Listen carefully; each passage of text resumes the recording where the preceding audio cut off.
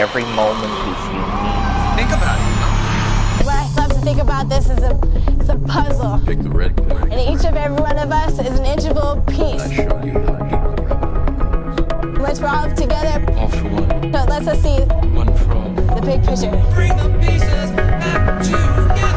I want to take as many people with me as I possibly can. The people have the power. The central self, you can call it God, you can call it anything you like. It's all of us. It's playing all the parts, all beings whatsoever, everywhere and anywhere. All we have to do is awaken the power in the people. You are ready to wake up. And here we go. Huh. How should I start this off? I don't know, man. Tell him, Steve Dave. What's up, man? We got Goblin in the house tonight. What's good? What's good? We back in the motherfucking shed. Yes, sir. Oh my Oh god. shit, the shed. It's like my That's second home. Right, the shed down. No, man. You're all out there. We're in your ear pussies right now, Wow. tickling them. Yep, those fucking frequencies over here. Those ear frequencies. I'm a freak when you see it. Nah. Yeah. What's going on? So, man, we've come into quite a bit of a treasure chest of a vibe. Let's see. So today, man, because it's the day after Goblin's birthday, man, we recorded a song, got down on some podcasting. This has been a good motherfucking day. Yes, sir. I could say it's been a good couple of days, actually. Damn. Yesterday was my birthday, and I was all over that high frequency vibes and shit. He be on that higher level of thinking, bitch. Had a conversation with you on the phone yesterday about, some of it was about frequencies and vibes like that, but most of it was like the hour-long conversations we usually have and shit. Yeah, man, that was a good one. I remember we were talking about Reiki healings. That's probably something we could talk about that the listeners may not know so much about. Reiki was something that until about a year ago, I had no idea what Reiki is. Had you heard of it before? Actually, I told you? no, I haven't. Man, I was like, dude, it just kind of walked into my life, and I was like, this thing is pretty cool. The best way I could describe a Reiki healing is it's like going to the chiropractor, but for your chakras. It kind of just gets your vibe on that another level. Which I've kind of been on yesterday. Yesterday was the full moon, so yesterday, it's not really changing the subject. We're kind of still on the same subject because Reiki is all about healing your soul and all that.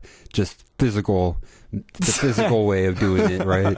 Yes. It's physical, so. But chilling under the moonlight is a totally dope-ass way of just letting your vibes out into the world. Hell yeah. So about 20 minutes after I talked to you on the phone, I talked to my older brother on the phone, and we had this like 2-hour-long conversation about just the vibes and the 7 chakras and all that. So, and he was like, yeah, he had told me, he was like, yeah, tonight before you go to bed, since it's the full moon, I want you to wake up your root chakra. And he goes, meditate and just imagine all of the negative shit that you build up in your body and your soul. Yeah. And just let that shit go. Imagine that there's like a tube going from the bottom of your spine, the root chakra, into the core of the earth. There you and go. Just let it all go, and then imagine that it's recycling and, create this golden sun.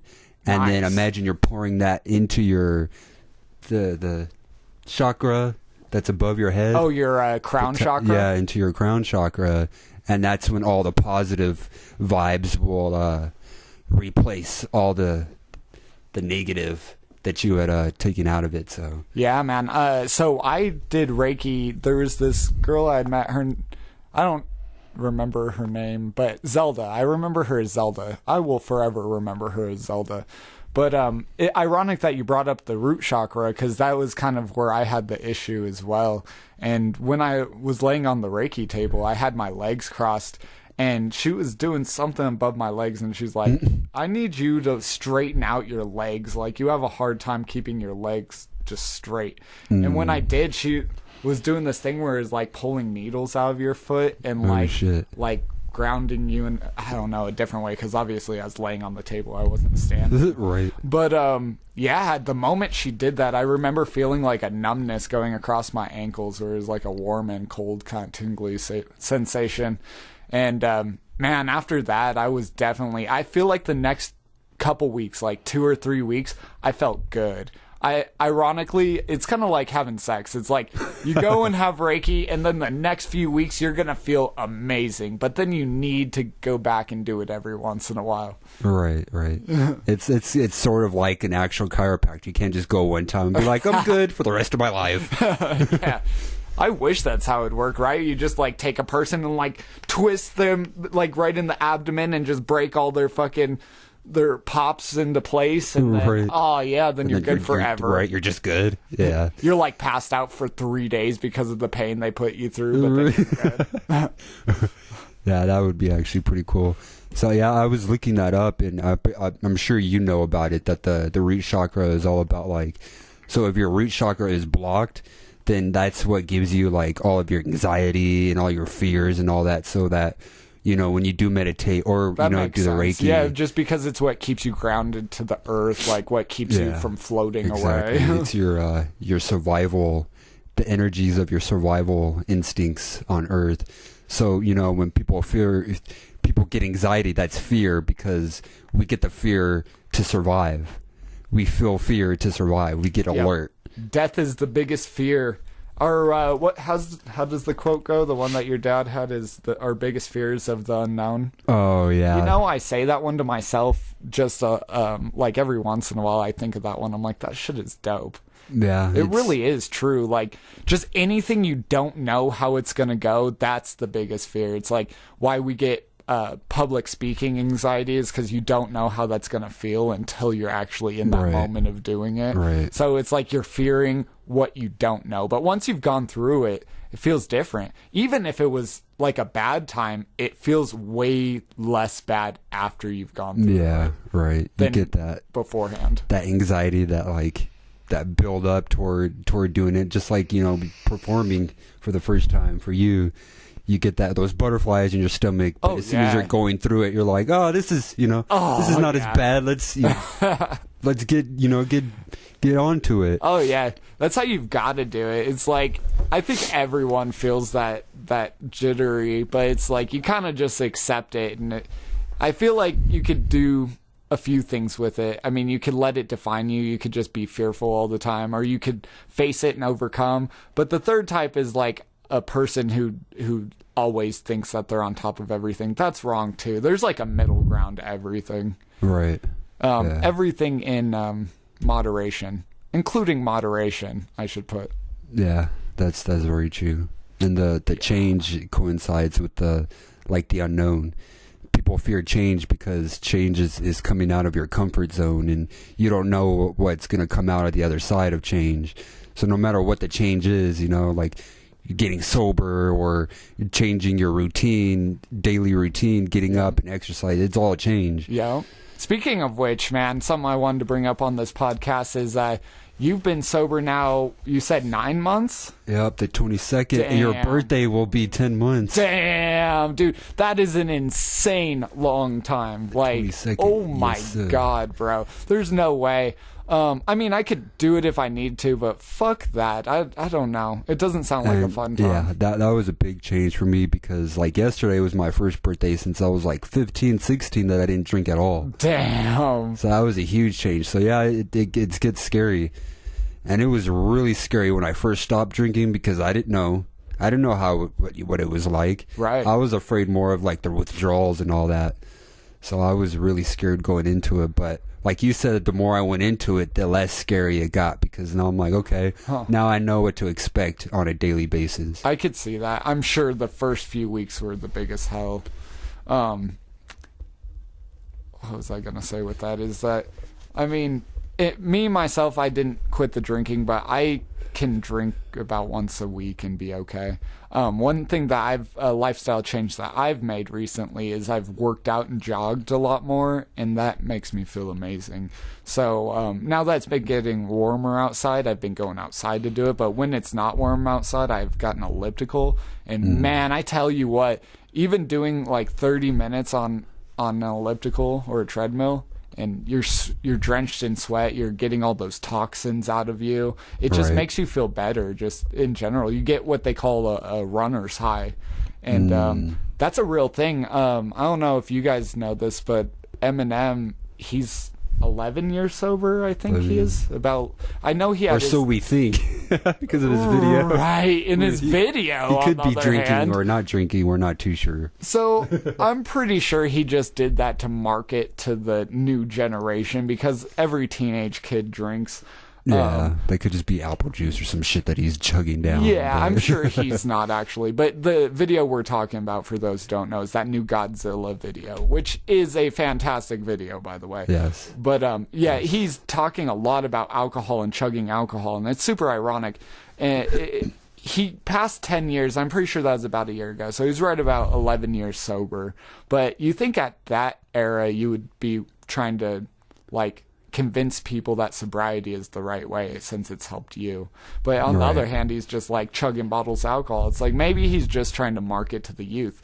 What confuses me about that is, why do you need to market to the youth when you have so much money already? Like, you're not trying to make any more money. And that brings me to the conclusion he probably did it just to stay relevant. So that people keep talking about him. That could be true. Yeah, because at his age, he doesn't need to make money. Right. He's doing what he wants. That's what you said about like his surprise album he came out with. He doesn't need to advertise his albums anymore. No, dude, he dropped 2 surprise albums, and yeah, and they're still the top selling albums. That's what happens when you're Eminem. Me, on the other hand, I could go out and flyer every goddamn parking lot, and it would still take me a while. Right. Like, that's just how it is at this level. Whereas at that level, you could drop a surprise album and sell millions of copies. Right. Like, we dropped a surprise album right now. It'd be like, people would be like, what the fuck is this shit? Speaking of a surprise album, on my birthday, surprise! We got a new album coming for you. Boom, motherfuckers. We got D2. Hell the yeah. saga continues. To a computer or phone near you. Right, that's the shit nowadays. Like, if you want to find it, it's not even on Instagram nor Facebook. You have to go on YouTube and fucking find me. You spell it D-U-K, duck. The problem is that until I get tons of views, until you motherfuckers see this, no one sees it. But then once everyone sees it, it's on everyone's fucking phone. Right. As soon as one person hears it, then they'll be like, well, you heard this new shit by this dude named Ducky. And they'll share it. Well, check that shit out. All right. So, you know, a percentage of people will be like, yeah, this shit was dope, you should listen to this. While the other percentage will be like, nah, it wasn't that good. So those people that they're telling that to will be like, well, I gotta check that shit for myself. That's why. And it continues. It recycles. That's why you have to see both as beneficial, like the people who like it and the people who don't. There's pros and cons to that. Is that people who don't like it, like what Goblin said, is they're gonna go tell a bunch of people that, look at this shitty artist I found, and you know, they may tell 20 or 30 people, but out of those people you may have just gained 4 or 5 new fans. So it's like, go ahead and talk shit. But also, on the other hand, you can hear critics or criticism about yourself that can help you with your future. Exactly. Some people are more dicks of how they do it, but some people can give you constructive criticism that actually is really beneficial to your project. Right. That's why I kind of try to take even the most harshest criticism about what I do and still try to not let that take me down. Because a lot of people will be like, no, you fucking suck and you're not going to make it anywhere. You should stop doing this shit right now. And a lot of people will be like, oh, yep, you know what? You're right. I'm going to stop doing that shit. Yeah. But the way you got to be is, you know what? I'm going to take that. I'm going to motivate me to get better at that shit. Exactly, man. 2 steps forward, 1 step back. You have to have that step back to appreciate your fucking steps forward. Right. Exactly. It's always going to be there. Yep.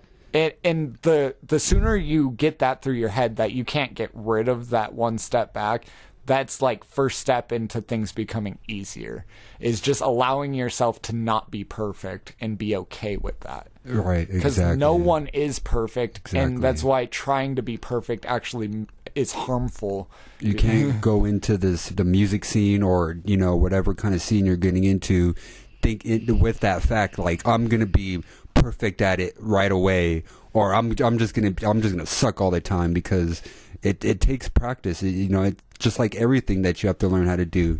You have to learn how to do it, and it's gonna take time. Yeah. Put in your 10,000 hours. It's the only way you get any shit done. Right, regardless what it is. Well, I mean, there are people who are like born into money and things are just made for them. That is a thing too. But unless you're one of those fucks, Right. if you're one of those rich fucks, what are you doing listening to my poor Right. ass? Get the fuck out of here. Right. Bitchy? Your name's Bitchy? Well, why are Get you on the listening to fucking this ground, you shit? little bitch boy. Are you listening to this shit, Eminem? You little bitch. That's right.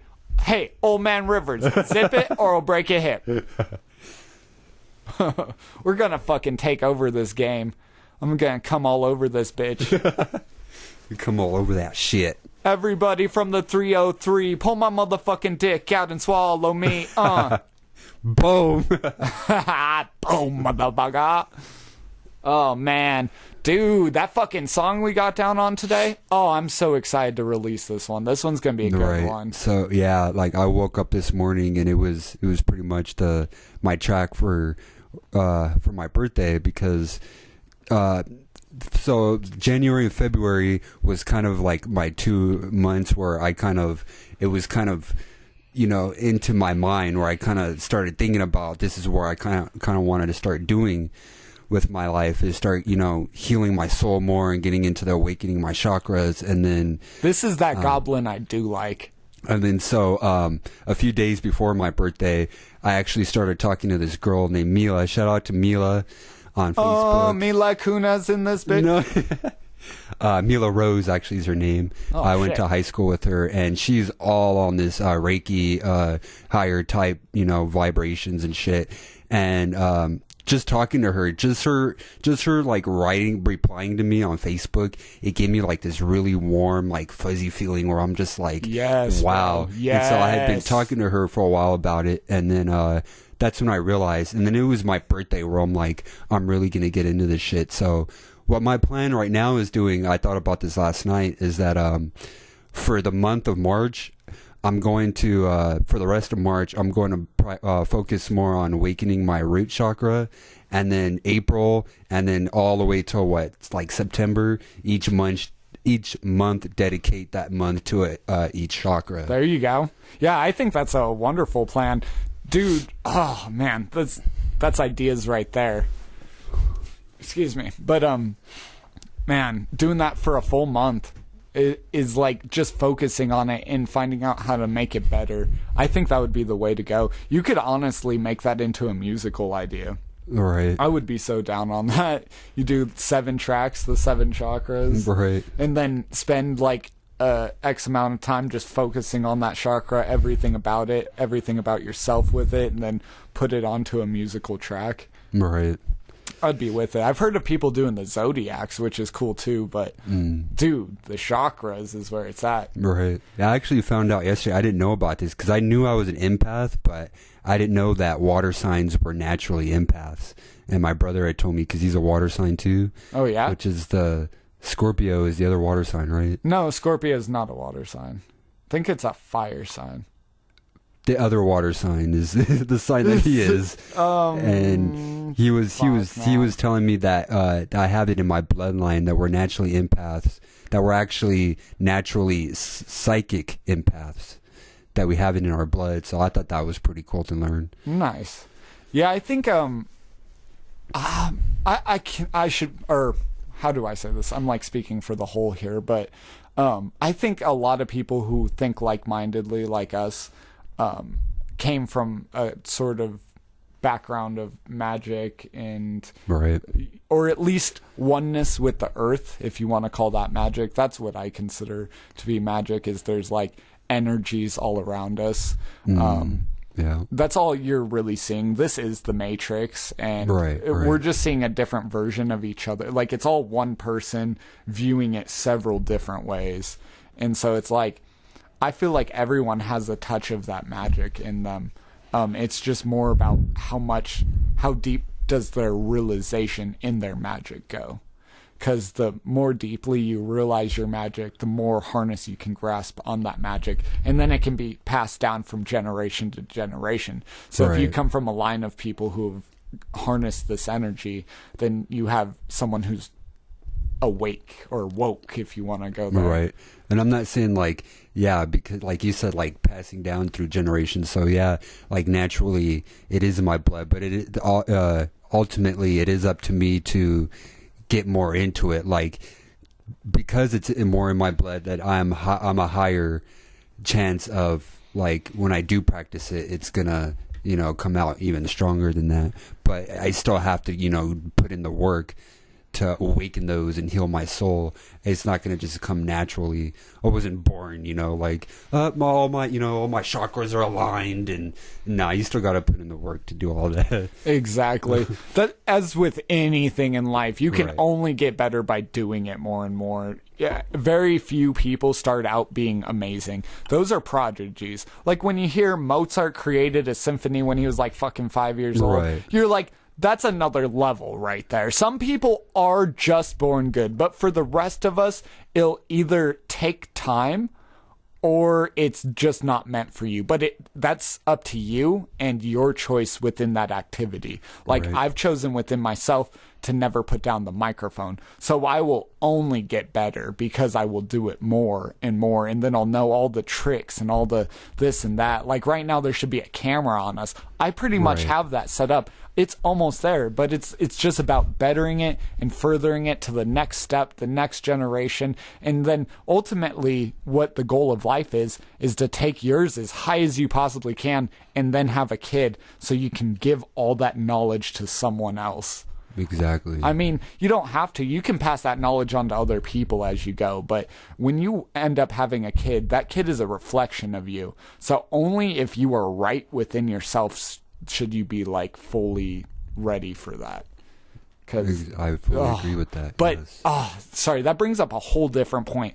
That there's two ways of parenting. Like, I have the perfect example. I have a younger mom and an older dad, where when they had me, he was 33 or 34 and she was 20. So quite a bit of gap. Yeah. But when you're an older parent, you're kind of more set in your ways. You can help the kid in a way of, like, from a higher knowledge. But if you're a younger parent, you're more hands-on with the kid, which makes sense because Right. you're more full of energy. So you guys almost grow up together as almost siblings in a sense of, like, you guys are like friends as well as having a parent. Right. And I could see we're having an older parent at the same time as having a younger parent. Because was there a point in your childhood where both of your parents were together? Oh my God. I think they separated when I was like a year and a half. Oh, okay. I was like 3, or not even born yet when my parents broken up. So, but what I'm trying to say is, like, when you have two parents that are living with each other that have that kind of an age gap, Yeah, they're definitely going to clash with each other, because the older parent is going to be like, well, the child should be raised in this way, but the younger parent doesn't have those experience yet, so they're definitely going to clash on things. Oh, definitely. I could imagine. That was the thing. That was why they didn't last, is they just clashed so hard.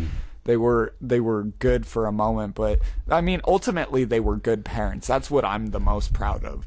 Right. Is that I have some really, really loving, caring, patient, amazing parents. That's something, again, you just don't see a lot in society, I feel, is that I meet more and more people who have parents split and have, like, problems with one side of their family or the other. And it's like my cousin, that man, both of his parents are still married and live together. And I'm like, he's the only person I know with that story. Right. Like, that's the only And it's funny person. because in movies, like recently and in old movies, they try to make it to where, like, if your parents weren't married and together, that it was, that they looked like they frowned upon that and shit like that.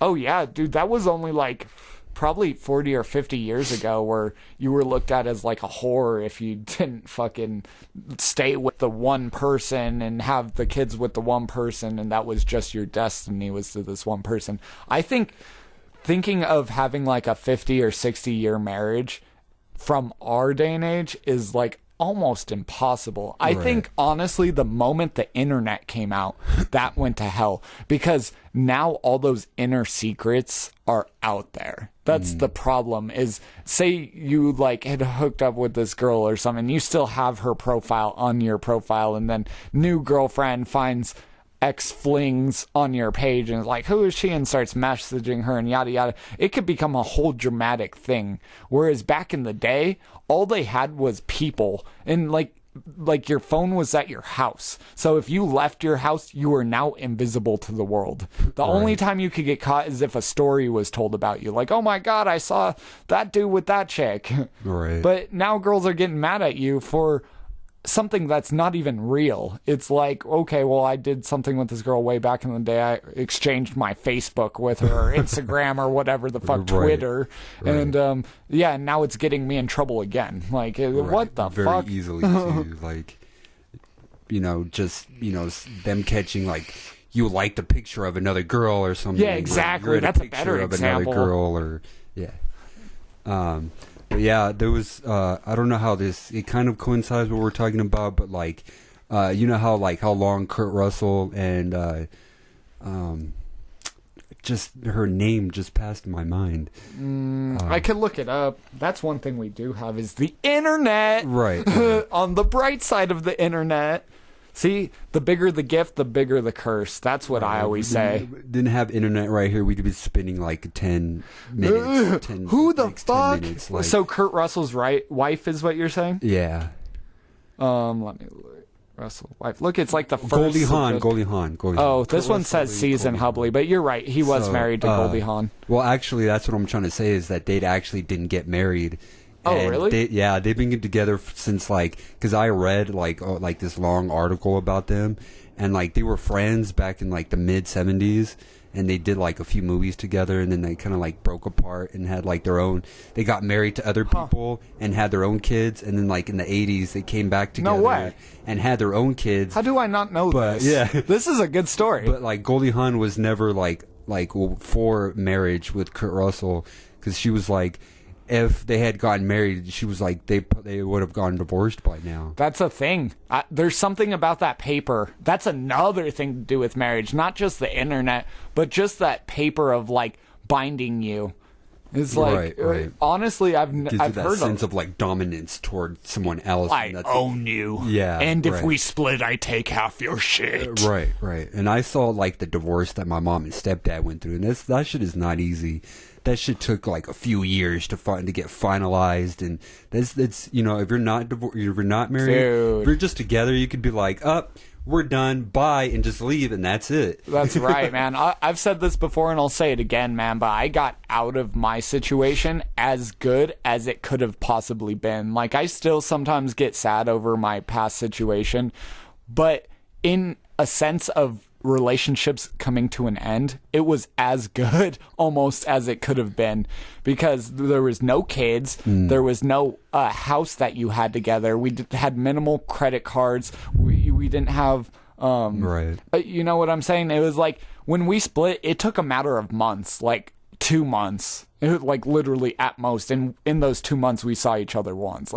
But if we had a kid together, I would still be seeing her, like I would have seen her probably today or yesterday, and maybe not even for the next 18 years. It'd probably go beyond that, because you still had to be in each other's lives for that kid. That's what I noticed with my dad and my mom, is that they were barely ever married, but they still talk to each other. I'm 28, and so that's 10 years after being 18, but they don't talk to each other a lot by any means. But, I mean, they'll still have a conversation together. They don't hate each other. Right. Whereas, like, my stepdad, on the other hand, it's like, fuck that dude.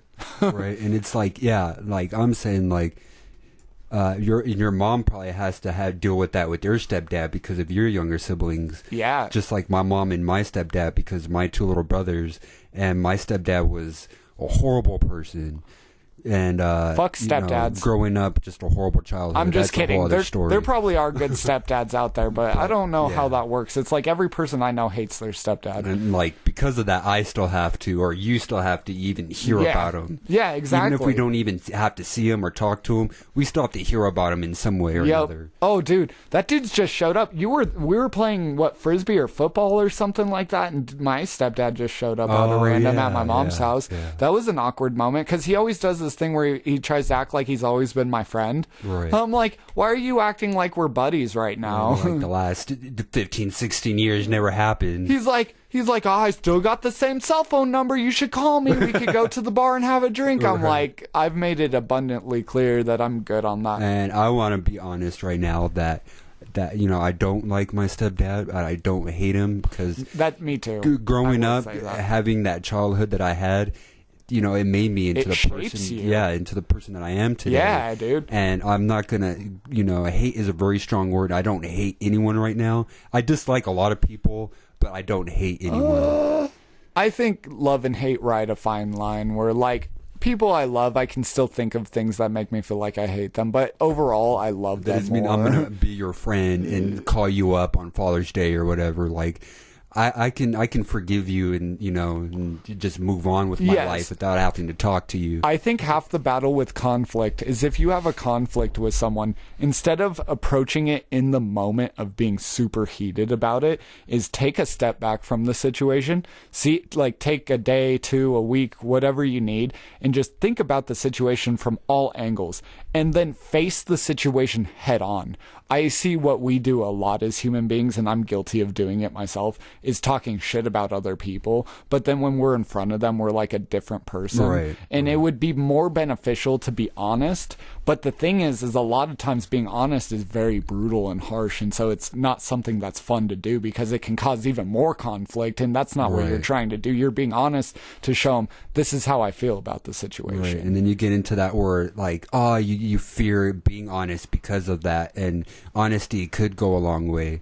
You want to be honest about how you feel and your opinions because those are your opinions. Those are your feelings. Fuck having to hide them because of how other people feel. You are so right, man. I've learned to appreciate people who are what you might call a dick. There is a fine line, I must say, between like constructive criticism and just being a dick because I'm being a dick. That's two different things. But someone who's like you show them your music and they're like, I would change this or that, depending on how they say it. If they're like, oh, it's garbage, it's like, well, fuck you, dude, where's your mixtape? Let's hear how much better you are. But if it's someone who's like credible and they're approaching it nicely and they're like, okay, I would do this and this, it's like, I will take your consideration in. I may or may not use it. I'm going to base that upon my moments.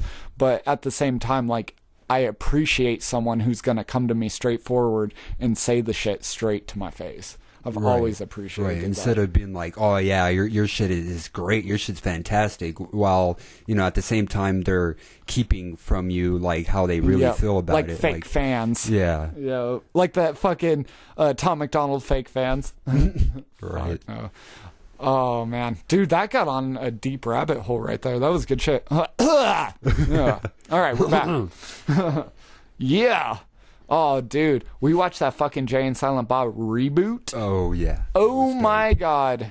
That's a must-see. That's an underrated classic. If I could put an underrated movie of the podcast, it would be Jay and Silent Bob reboot. And that's a good example of a lot of how a lot of people are nowadays and reboots and remakes, because a lot of people will just be like, oh, they're remaking this movie? No, that movie is going to fucking suck. Yeah. Oh, I think my favorite part about the movie is that it's the exact same movie, which that made some people mad where they're like, oh, you could have done a different plot. But then when you watch it, it's like that's the joke of the movie, is that it is the same movie, because nowadays what Hollywood does is take the same movie, they change just enough of it to make you pay for it a second time, But then they have remakes where they take this, what does he say? They take the same title, they change everything about the movie and fuck both the movies up in the process. Right. But the problem with that is if we don't make new shit today, what will we remake in the future? We'll just be remaking remakes. Exactly. And the thing that I don't really get either is that I get why you would remake or reboot a movie because, you know, there's sales in that. People liked the franchise, even if you know, are capable of butchering it. But the thing is, in this universe, in this lifetime, there are so many different ideas that you could come up with. Every day I come up with a new idea for a movie or a song or just a story. Right. Period. So I'm like, why can't you just come up with a whole new story? What they need to do is find people like the underrated classics like me and you. There's people like us, and they're out there. And these people just come up with ideas. They're just creative. And it's like, that should be a job in itself. I struggle with going to a job regularly. And it's not like I don't want to work. It's not like I don't want to be around people. It's just that, like, when I'm by myself, that's when I'm the best version of myself. That's when I'm, like, thinking up new ideas and, oh, I'm going to write down this verse. And then I keep my phone with a notepad on it. Even when I do work, I'll just jot down a million ideas. It's like, just as of right now, I probably have song ideas that could fill the rest of my life. And I'm not even in my 30s yet. I'm going to like think of things in a whole new way. And it's like, that's why I've come to the conclusion, you just make it and you drop it. You hit record, you get what you can out of it, make it the best version of that moment you can, and drop it right there and move on to the next thing. Because you could take too long on one thing and then you will never progress because you're constantly trying to make one thing perfect. And that's usually when things are at its best, is in that moment. So if you like came up with an idea because of a certain situation you just went into, and then you're like 2 weeks later you're like, oh, now I'm going to work on the song. It's not going to be that same vibe. No, that's the same thing, kind of like how a dream works. Is when you wake up from a dream, it's so vivid, it was real, like it really fucking happened to you. And then all of a sudden, even within the first like minute after you wake up, it starts fading from you, and you're just trying to get back. Like, that's why I have what I call a dream journal or whatever. I think I titled it "Living the Dream," but that's a good one. I have past dreams that I've remembered, and then I have past dreams I've written down, and then I have present dreams that I continuously write down. And I've gone back and forth with this because what is the difference between the dream and how I remember the dream? Is how I remember the dream the important part? Because, say, I take a dream that I had when I was a kid. Like, I remember this one specifically. I was in a room that was closed around me, and on the wall was a bunch of picture frames. And in those picture frames were moving moments. And when I jumped in a picture frame, I would live an old dream I had. And I couldn't change anything about the dream. So if I jumped in a nightmare, I was stuck reliving the same thing that scared me. I do have a question. So when you would go into that old dream, you'd probably you did remember having that dream in the past, but did you have that like similar feelings, the exact same feelings, or like it was kind of a different feeling going in it the second time? Well, the thing is like feeling the familiarity with it, I guess, is like at first when you go in, you're kind of confused. And then as it started happening, you started remembering. But I felt the worst part was knowing the scary part was about to happen and not being able to change it. Was almost scarier reliving it the second time with the anxiety of knowing that it's coming. Right. But and what was weird is this dream that I've had that dream probably 6 to 10. I don't know. I can't put a number to it. I've had that dream quite a few times. It always comes at different points. But the point I was getting to is how I remember the dream coming out of the dream different than what it felt like going in the dream. I mean, absolutely. But how much different? Like, I wish that I could record exactly what happened, how I perceived it, and relive it like a movie. Like, if I could record my dream, how I remember it. Because obviously a dream could happen, the same dream could probably happen a million ways if you thought of it differently. Right. So this reminds me of, so I started watching this new show called That's a good one. Right. Is that a porno? Oh, fuck. Something from elsewhere. Yeah, something from elsewhere. Anyway, that show is just it's fantastic. The one with Matt Damon, right? No, Jason Segel. Jason Segel. And Sally Field was actually the character from the yesterday's episode. And the yesterday's episode was kind of about this. And so the guy that was talking, he was part of the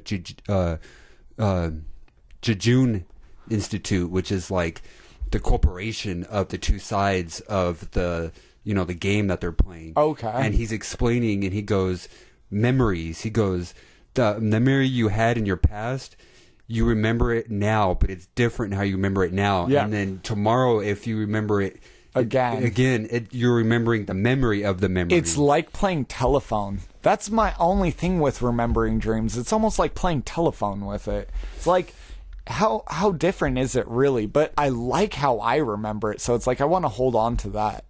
Like, because it takes me back to that moment. Just having the memory written down of the dream, when I think of it, it may be different, but at least it's taking me back to that same world that I was in for just a glimpse of a second.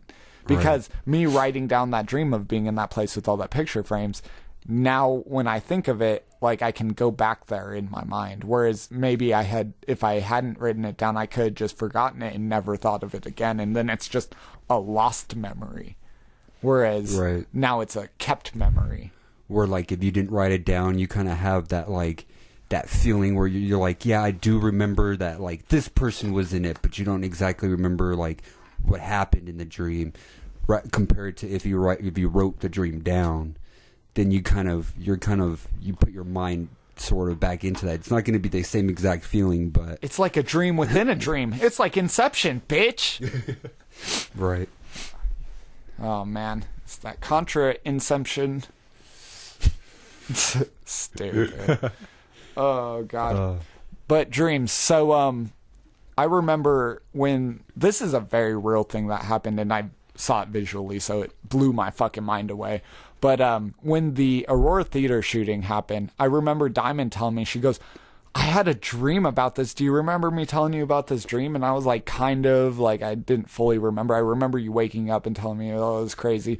But she had actually written it down, and it was dated, like, I think 9 days before the attack, or somewhere around a week, where her dream was her being...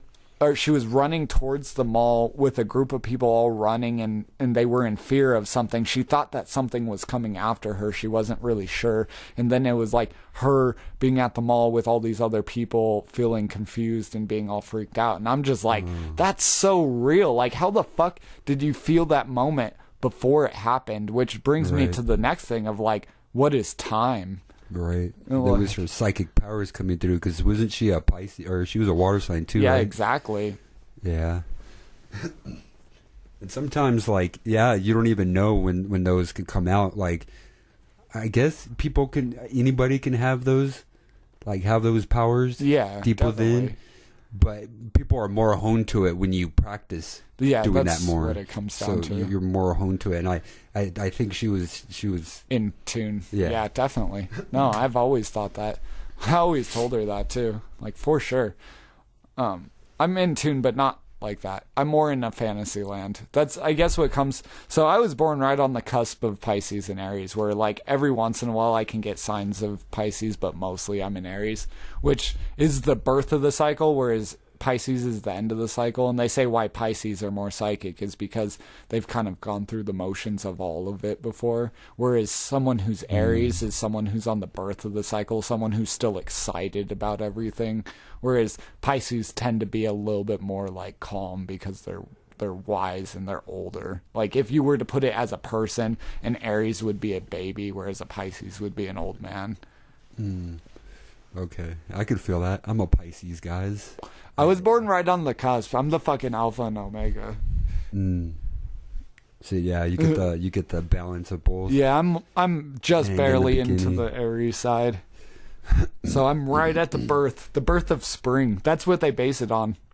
It's the birth of spring. What we should do, like, in the future when we start doing more podcasts, guys, and Ducky. I'm talking to everyone here. Yeah, all of us. Like, have it where, like, people can actually, like, start, like, give us subjects, and so we can name off. Yeah, but then you have to have That'd be people cool. listening live. This true. This isn't live. That doesn't work like that. I get what you're saying. You can. That just came to me. We can post it on YouTube, and if anyone feels the need, they can comment in the section below, and give us topics, I mean, I am more than happy to talk about whatever the fuck you want me to. But since it's my choice still, we're going to change the subject to Zeitgeist. What do you know about Zeitgeist, Goblin? You ever get down on the Zeitgeist? You had Shout out. You had told me about it a while ago. So Zeitgeist, there's like 3 movies, I think, but the first one came out in the late 2000s, like 2008. And man, that one changed my mind on a lot of things, because this movie breaks down to how all of religion stem from astrology, from the stars. Okay. And all right, take for example Jesus dying and rising again 3 days later. They were saying that the sun, which is who they called him in the Bible, he was the sun, died and rose again 3 days later. Well, the ironic part is that the sun in the sky, when it keeps setting more and more on the horizon, there's a day right at that time, right at Easter, where the sun stops going down, and then 3 days later starts rising back up in the sky. And so what they're saying is that that people back in those days were afraid that the sun was going to go beyond the horizon and we were going to live in days of just darkness without any sun. So the sun dying on the horizon and then rising back up into the sky 3 days later was like a celebration. And so then we've taken that and we turned it into a story of a person. And then apparently, see, I don't know all of this. I'm just quoting something out of a movie. If you say all the right words and don't fuck up any of them, then you'll sound so much smarter than you actually are. But so anyways, there's a ton of these. Apparently, Jesus was the sun. Like, that's, if you can base most of the Bible is around the sun, is what they're saying, and the stars in the sky. And then it was translated into Sumerian text, and then it was translated into all these other religions. And that's why all the religions kind of stem from one similar story. Is that... And it's kind of why, like, in other, like, there's like a moon goddess and sun god. And... Yeah, that is definitely... There's different words for that. No, for sure. But, yeah, dude, Zeitgeist, you gotta get on that shit. That's the dopeness right there. It also goes into the Illuminati and the government being a lie, too. I like that movie because it just challenges all the opinions. That's anything I like. Speaking of, that reminded me of something I had seen recently was South Park. I watched there's an episode where they have a presidential debate in their school, and it's their choices between a turd sandwich and a giant douchebag. Or not giant douchebag, but just a giant douche. Sorry, let me specify. But that's their vote. And then all these kids are like, oh, I love the giant douche. Turd sandwiches suck. And then the turd sandwich people hate. So then there's like a conflict where people hate each other because they like the other thing. And then people are trying to persuade Stan, who he doesn't want to vote. Stan's like, I'm not voting for a giant douche or a turd sandwich. You guys are stupid. Right. And everyone's like trying to be nice to him as friends, and they're like, will this make you vote for the giant douche? And it's like, dude, that's how I feel like voting is right there. It's like, why do I want to vote for a fucking giant douche or a fucking turd sandwich? Right, and it's like the government wants you to think that our vote really does count, but it really doesn't. That's your say right there. Right, It's like, no matter what president's going to be president, they don't have the full choice on. No, it's because money opinions. buys. They are the poster boy of the government. The money buys all the opinions. That's the Right. biggest problem with the government, is that if you have someone who's like Donald Trump, perfect example, is that person's so easily bought. It's like, if I slip that guy, $10 million to vote this way for the coal industry because I work in the coal and I depend on all this money, well, of course he's going to be like, oh, okay, yeah, I'll take that money and vote for you. You just have to be the highest bidder. That's how politics goes now. And I wish you could take that away, but there's really, A, there's no way you could stop it, and B, it's in the First Amendment. It's like, it literally says that we can do this. We can buy people's opinions. Yeah, and that is the government we're living in, guys. Folks, children, girls, whoever's listening. It's all a fucking lie, man. The whole game is rigged. Fuck the game. That's when the fucking Matrix comes back into play. Yup. We're living in a world where the government is blinding us from the truth. And when we take that red pill, we wake up to reality. You are Neo. And a lot, some of us, we regret being awoken to the real world because it's so harsh, and it's like, fuck, why did I take that blue pill? Yep. Can I have just slept through reality? See, I'm that motherfucker who takes both pills and Right. swallows them at once. I'm Right. like, I want the real world and the fantasy world. Right. Fuck both of you. I want to know what's going on, but I still want to enjoy the fantasy away from this bullshit hellhole every once in a while. And this is Yeah. why I grow and smoke weed. Oh, that's something I haven't talked about since my last podcast. I grew some marijuanas. Some Mary Jane, Mary good shit. Jane. Mary Jane. The people say. Well, I actually got some right now, and I think, speaking of, I'm gonna load one of them motherfuckers up. Oh, they're beautiful plants. Goblin saw them. Oh yeah, pretty beautiful looking, Oh, they're especially for a strain that you grew by yourself. hell yeah. Because I mean, I know you've worked in the industry like Yeah. a lot of your Yeah. life. So it's But like I know what's up. It's like if I Yeah. grew shitty weed, there'd be something wrong by now. Right.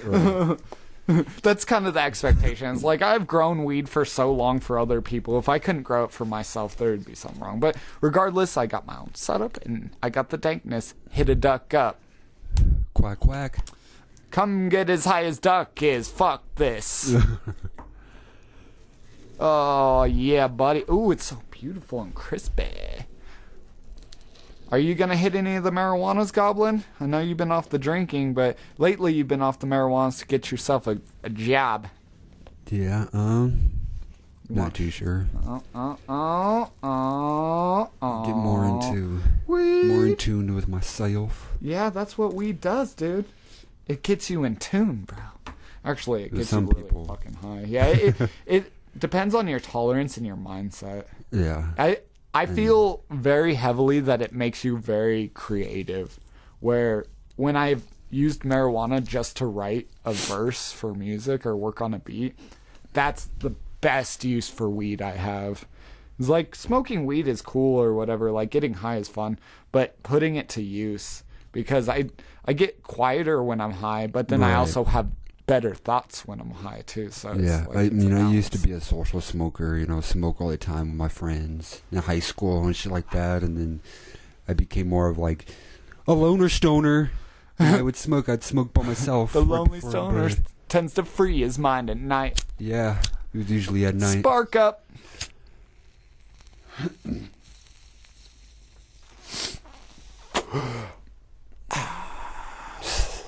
Grow your own weed. Don't support the fucking corporations. Right, grow your own shit. Don't buy into that shit. I'm probably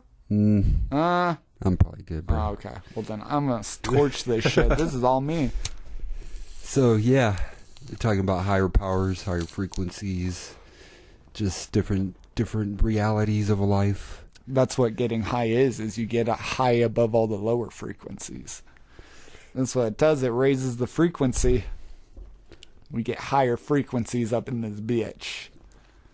Then all of a sudden aliens be talking through me. You're like, what the fuck? Pass me some of that weed. Yeah, there was right after I stopped drinking, there was like a point in my life where I'm like, I don't want to be sober, but I don't want to be like on something either. So I'm like, what the fuck do I want? And it took me a while, and I guess just for right now, I'm gonna just focus on doing what I was saying I'm gonna do, just get my chakras aligned and all that. I'm excited to see what the end of this year is gonna be like. Yep, it's always a work in progress, sir. Every year. It'll never be enough. That's the human way, man. It's like you Even can doing achieve that is everything. intense. What, smoking weed? No, like just getting in more in line with your chakras and stuff like that. Even that shit. could be intense sometimes. Yeah. because it's changed. Like facing you were saying, yourself. It's changed. Oh, yeah, dude. Any lifestyle change and facing yourself. That's like, Yeah. those are the two biggest ones, for sure. Faux show. You have to like being with yourself, else you'll never like being anywhere. Like, that's right there, the battle. Yeah, how can you enjoy other people's companies if you can't even enjoy your own? Like, that's just facts right there. That's how it works. I just smoke weed and I work on music and I podcast. That's the shit I do like right there. Yeah. Yep. Doing shit you like and like getting your energy out. That's kind of half the key. That's why working out has been so good, is you just get that extra energy. Like, what leads into aggression is having pent up energy. When you have so much energy and it's trying to flow into all these things and you're stopping the flow from what you're doing into things, then it makes built up, like they call it pent up aggression. And that's what I get. That's the reason I smoke weed right there. I mean, there's kind of two reasons. There's anxiety, but also is like an aggression is when I'm not letting all my energies out in the right direction. Like I get aggressive, like super aggressive, and that's what the weed does, is it just calms me down just a notch so I can talk to you guys without killing you guys. Yeah, because that makes sense. We're gonna kill you guys through the mic. Don't test me, bitch. Ha ha ha ha. Oh, fucking A. That's how you get a party started right there. Dude, seeing your fucking brother's studio down there was the shit, bro. I can't wait to get down. Fucking Goblin recorded this song today, and we went and listened to it on some banging ass fucking bass, and oh shit, this shit is gonna hit your motherfucking ear pussies like a bazooka. All right. Yeah, it was. So I woke up this morning, and I was like, a lot of the times when I wake up, I don't get into like motivation to want to write a song. You know, I wake up and get myself ready for the day, whatever it's ahead of me. And I've been wanting to, you know. So I'm a rapper for a living, so I definitely do. I force myself to, even when I don't feel like it. But it's also different because I have the laptop with all the shit on it. So it's like, I'm always editing something, even when I'm not working on something new. I'm always doing something with it.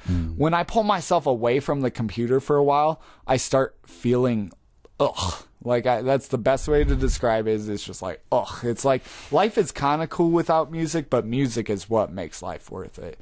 Right. Music is the background to everything. It's the soundtrack to your fucking life. Hell yeah, it really is.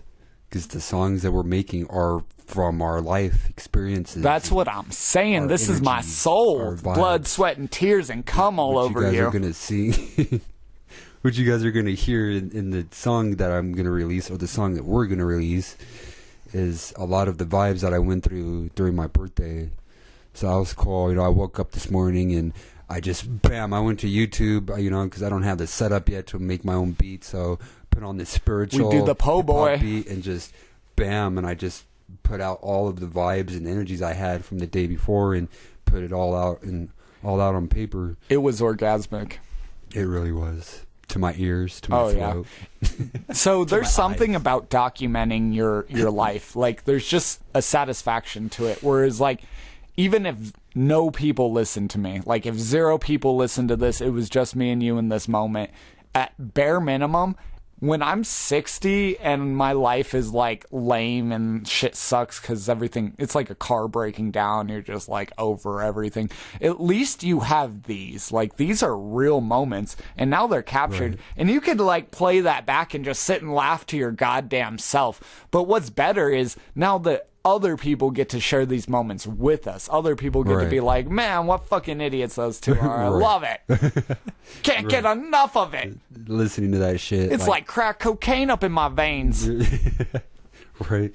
Maybe sitting at work where you're allowed to have headphones on and just be listening to. I did that working at Dollar Tree because, you know, I'd be up at fucking Dollar Tree at 4 a.m. and shit. No customers in there. So no put on my headphones and and fucking just, you know, listen to our old podcast and just be laughing to myself. Yeah. Like, wow. You know I what remember I'm saying? Those days. There's something about documenting your life. It's the key. If you're listening to this and you don't document your life in some sort of fucking way, pick a pen up, pick a book up, do that shit right now. Write some poetry. Write your thoughts. Write. It doesn't have to be music. Right. It could be a story about how you were feeling, just thoughts about how, you know. You could do what I do. Through. You could have sporadic thoughts. If you look through my phone, it, like, doesn't even make sense. Like, fucking watch this. I'll, like, read a couple lines, and it's like... And I'm sure just reading one line, you know, it takes you back to, you know, how you felt when you wrote it. Exactly.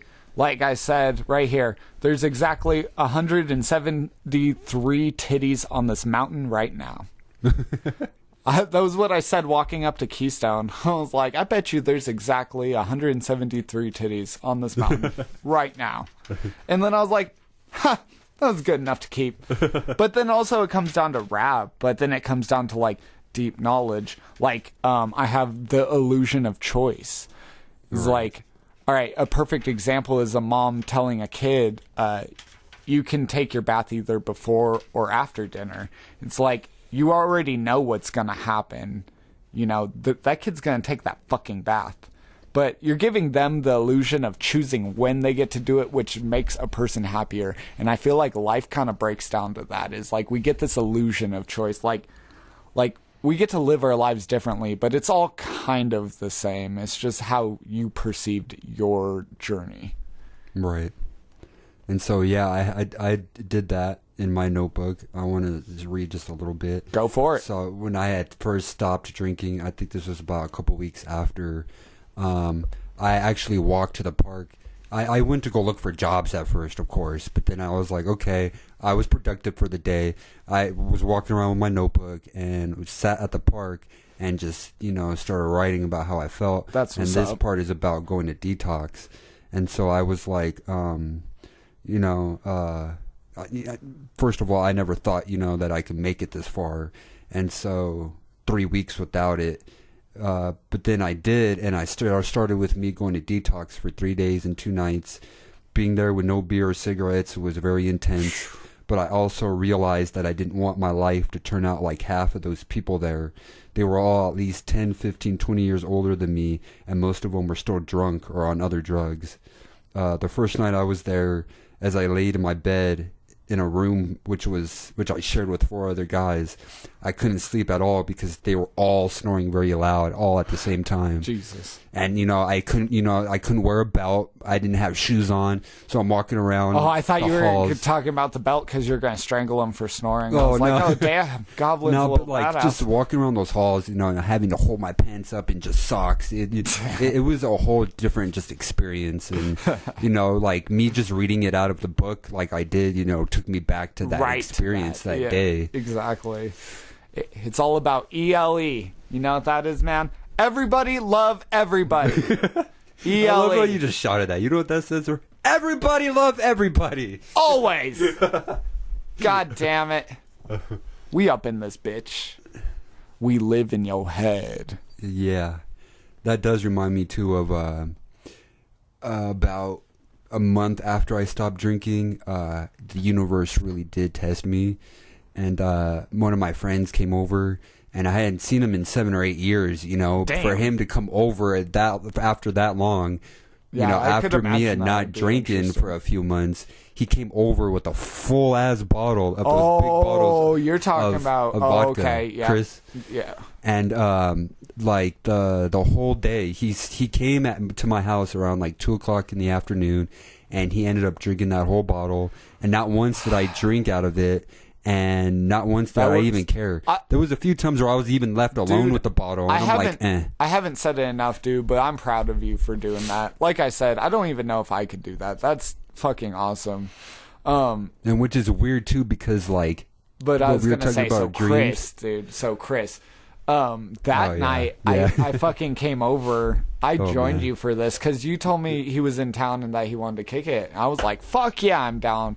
God damn it, Chris, if you're out there, crazy bastard. Anyways, so yeah, that was a crazy ass night.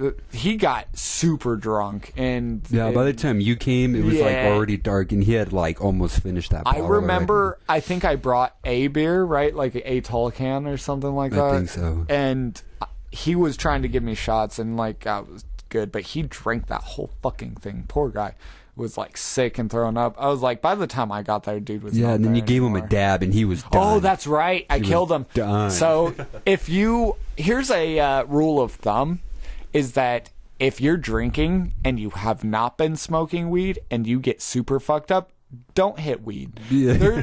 But if you've Especially been not a dab. if you've been smoking weed all night, there's like this thing where like you're okay. Like if you started smoking before you started drinking and you continuously do it through the night, you're usually pretty good. But there's something about just like waiting till the end and then Right. taking a huge ass hit of we a learned dab. that from and- experience from the other Dude, side. and not just him. I did that to Chris, the other Chris, one time.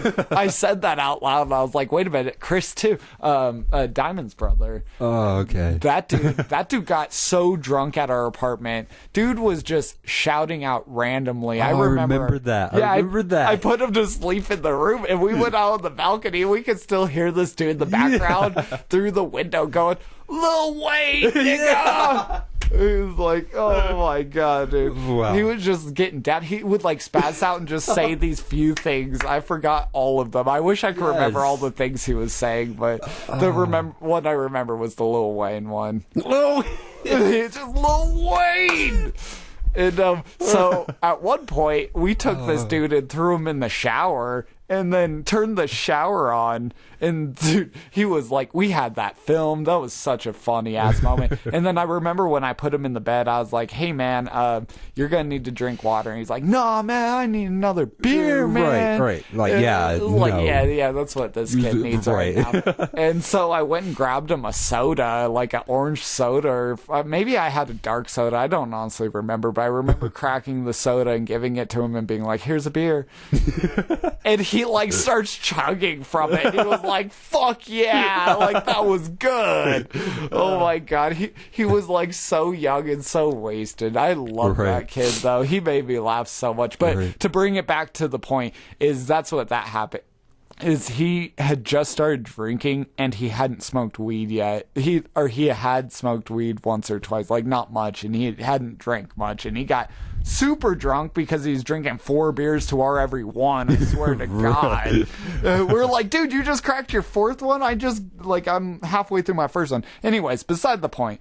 But fuck it, dude. We gave him a hit of weed, and oh my God, that's what happens. That's how we got him in the bathroom is, you take a hit of weed and all that alcohol. And then so is back. that other story about the other Chris too. So we gave him a dab and he just knocked out. And so like I'm not used to like seeing that from the other side. So I'm like, so that's what it looks like being blacked out drunk from the other side. Oh, 'Cause yeah. Usually I would black out drunk. Yeah, That's another story. That's a thing. I rarely It black was out. like at this time it was almost midnight and you're like, "Dude, I gotta go home." And I'm like, "Well, and this fool wasn't waking up." And I'm like, "Well, this fool's gonna get kicked out of my house if he comes in that's drunk." Oh, I remember since I being wasn't so drinking. mad. I was like, We didn't know what to do. yeah, because I'm like, dude, I can't. There's nowhere at my house. There's like a couch, and my parents wouldn't be cool with it, and your parents weren't cool with it. And I was like, this is not a good situation. And so, yeah, I remember I just parked like around the corner from my house, and I was like, I don't think he'll remember what my house looks like.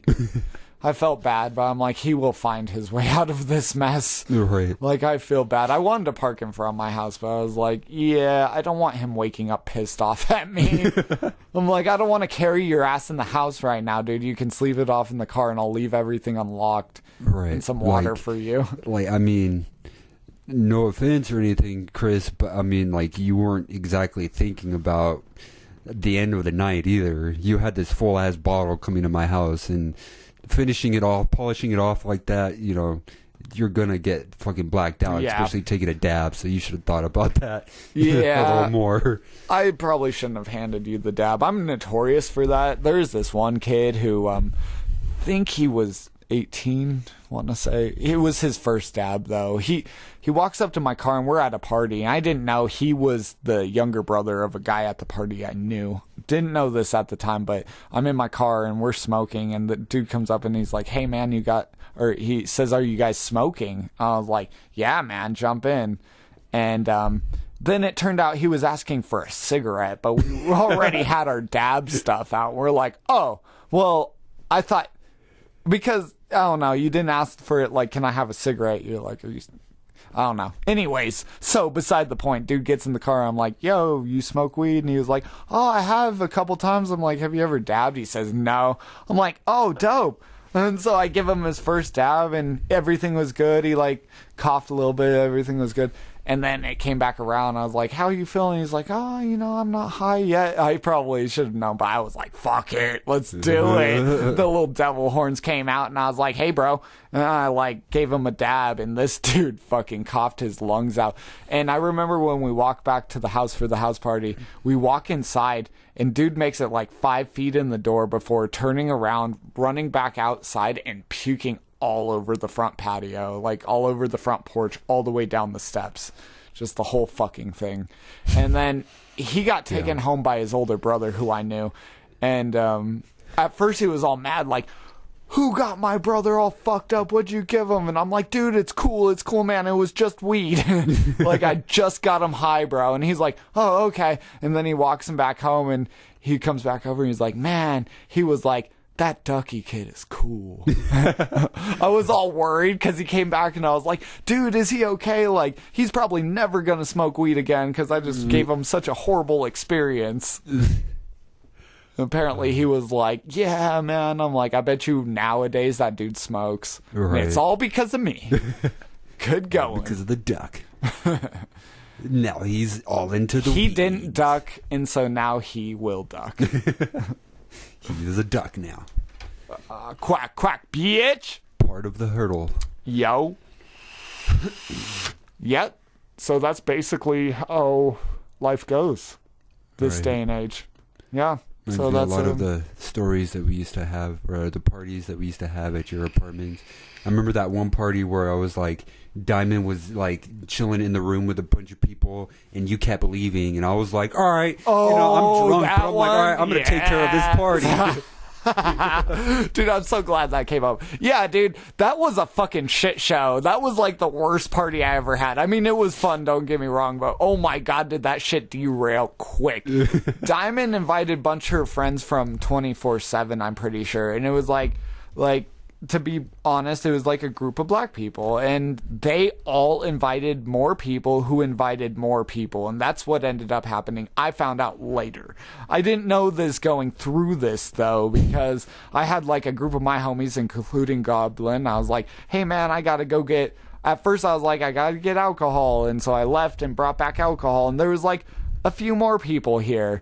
And I was like, yeah, man, keep watch over this bitch. And I was like, I gotta go get pizza. And I like went to go get pizza. And then I think I went to go get someone. And like, I left like 3 or 4 times. And every time I came back, there was progressively more and more people I had never met in my house. So I was like, there was a group of like 4 or 5 people I knew. And then there was everyone else. And I was like, whoa, this got weird. And Diamond got mad because she caught this dude. He was on his phone like, yeah, this party is lit. You guys should all come through. And she was like, hey, what the fuck, dude? And he was like, who are you? And she goes, who am I? We own this fucking house.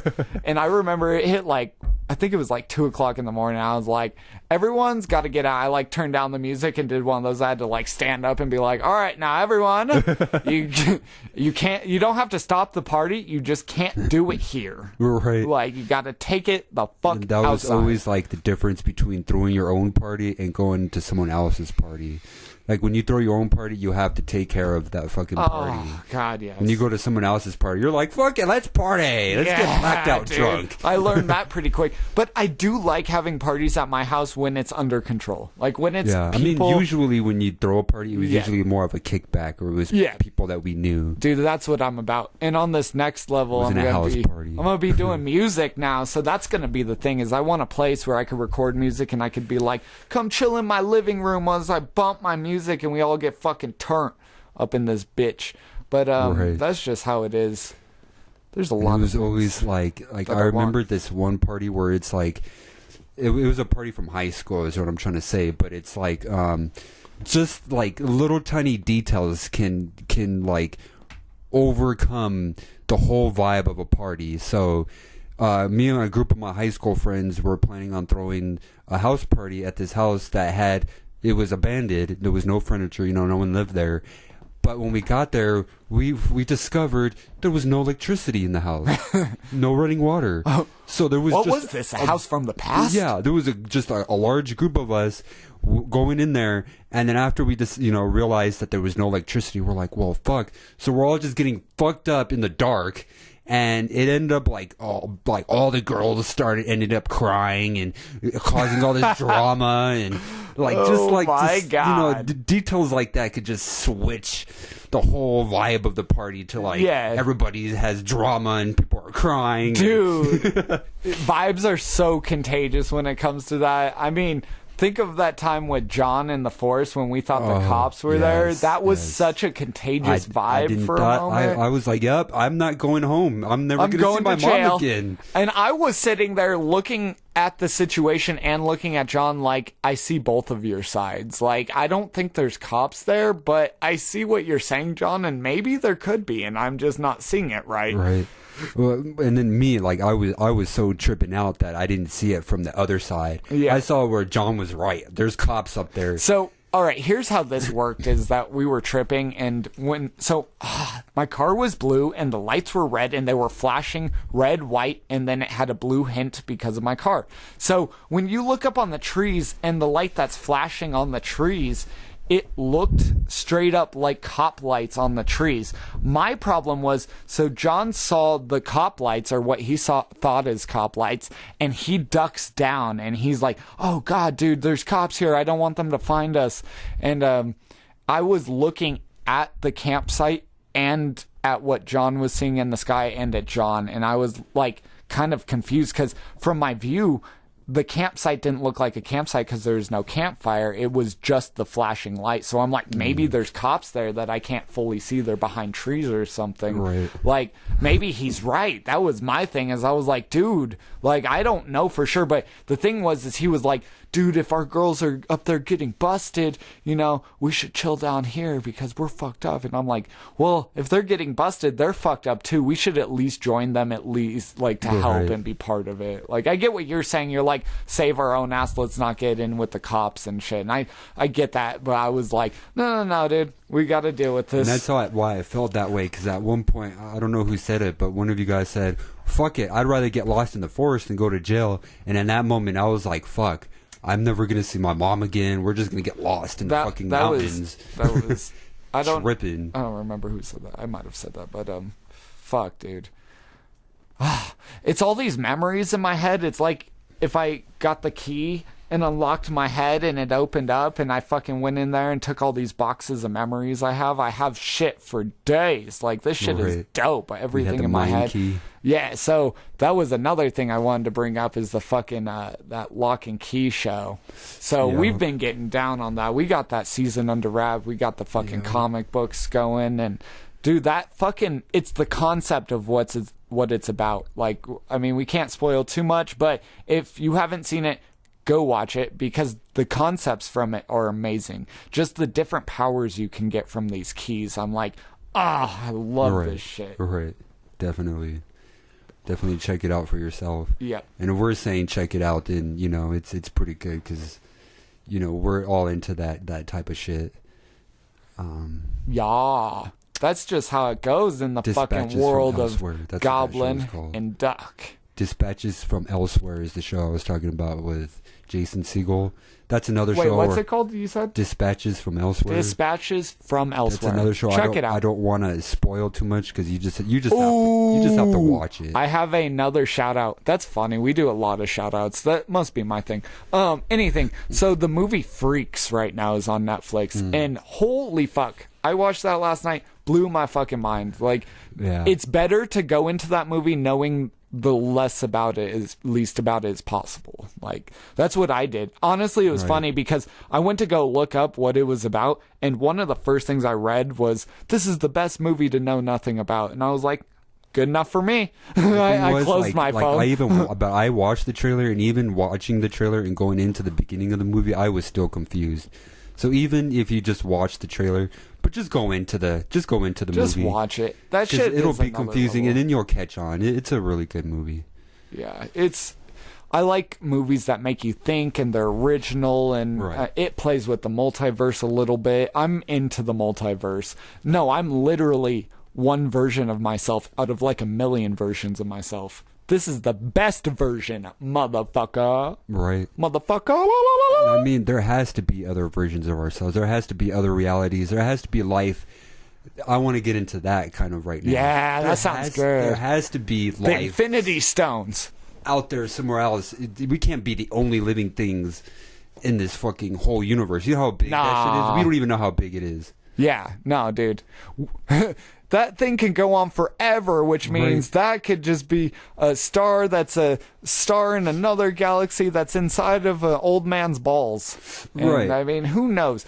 Like the end of Men in Black. where Yeah, I it's was the- just thinking Yeah. that, dude. We're on that vibe, yes. Our whole galaxy is just inside of a marble that two aliens are playing. And then also there's that one where he kicked open the fucking locker door Yeah. because he's like, oh man, they have it so small in there. They should know that there's a bigger world out there. And he's like, you have a lot to learn. Bam, kicks Right. open the door. Yeah. It's like, yes, dude. But yes, the Marvels as well. Like, that's exactly what this all is. It's like, the best way to say it's like a simulation that we all experience. We're all kind of part of this similar stories that are slightly different, that we're all relatable. So your story is important. Like, no matter who you are, everything you do is amazing and fucking awesome. And keep doing that shit, motherfucker. Everything you do or think or feel in life, it has some impact to a degree in this whole universe as a whole. No matter what degree it is, to some degree it does. We Your all play our actions. parts. Yeah. I mean, and if it doesn't, then you're dead. I mean, Dude, this is your movie. How do you want it to fucking go? We want to see. right? And I even believe that your chapters don't even end at death. That's just one section or one book Right, out one of book, yeah. one book out of a series. To be continued, and continues on. One season. I do say I do like a story that comes full circle. There's something about a story where it ends and you're like, oh, that was so beautiful. For me to bring that point up, John, I know you're gonna feel this shit, but Breaking Bad, bro, like, there's nothing worse than a show that always leaves off. So this show leaves off, but eventually comes full circle, and that to me made everything. I was like, that was worth it, just because like it's great. It starts out fantastic and it goes, but eventually it kind of hits a point where you're like, okay, it gets there.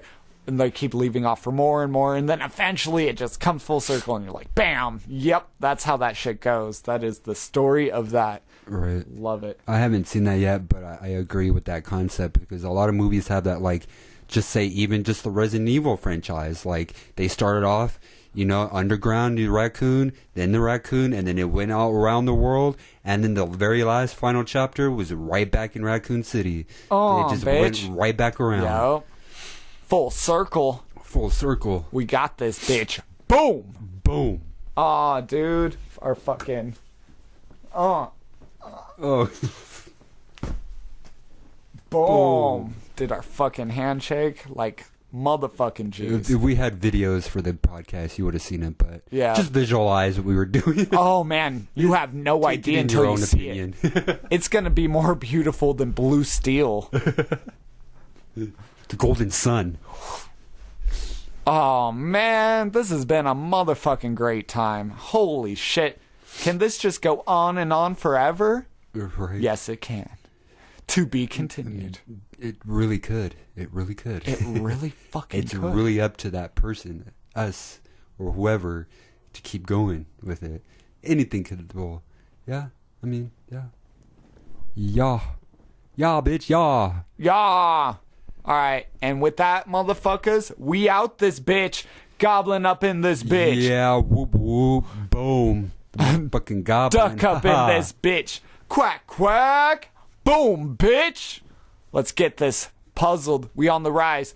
Be ready for my surprise album that I'm telling you about right now. So it's kind of a surprise, but it's a surprise for everyone else except you. So it's a surprise album. That's called D2. It comes out 3/22. Hell yeah. What it do?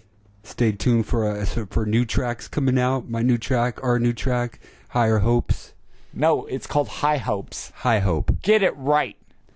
High Hope. High Hope, bitch. All about that. Higher power frequencies. Haha. All right. Thank you for tuning in. And we take it out. We love you, bitches. What a queef.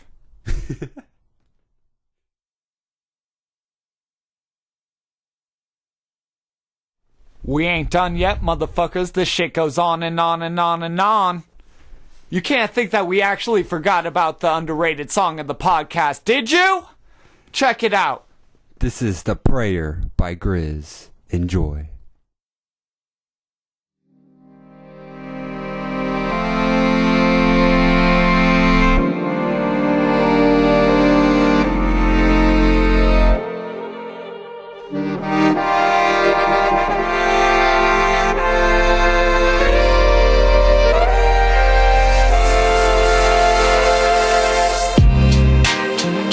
You know what they say. Life isn't meant to be easy, baby. It's meant to be lived. So enjoy the ups and the downs. And remember, when it gets too hot, don't lose your cool.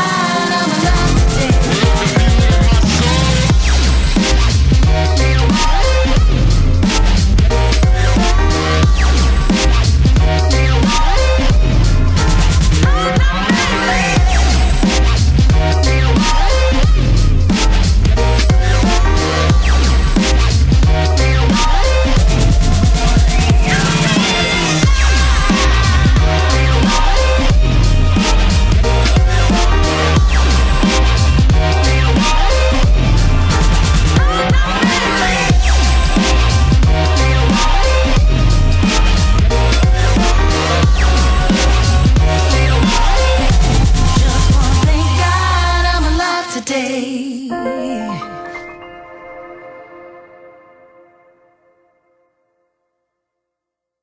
All right, so this is how it works. When it's like really loud, it starts hurting your fucking ears. But when you're like, but if you're way back here, then it sounds like you're far and it doesn't sound good. You got to be like right here the entire. Right here. Yeah, right here. Is mine even showing up? Right Yes. here. No. Maybe so. Let's turn your mic up. Do it again. do it again. Do it again? Let's do it all. Whoa. I don't know about all that. Let's do all the drugs. All the drugs? All the drugs. All the drugs? And none of the drugs at the same time. Tell them, Steve Dave. So oh man, I fucked that up.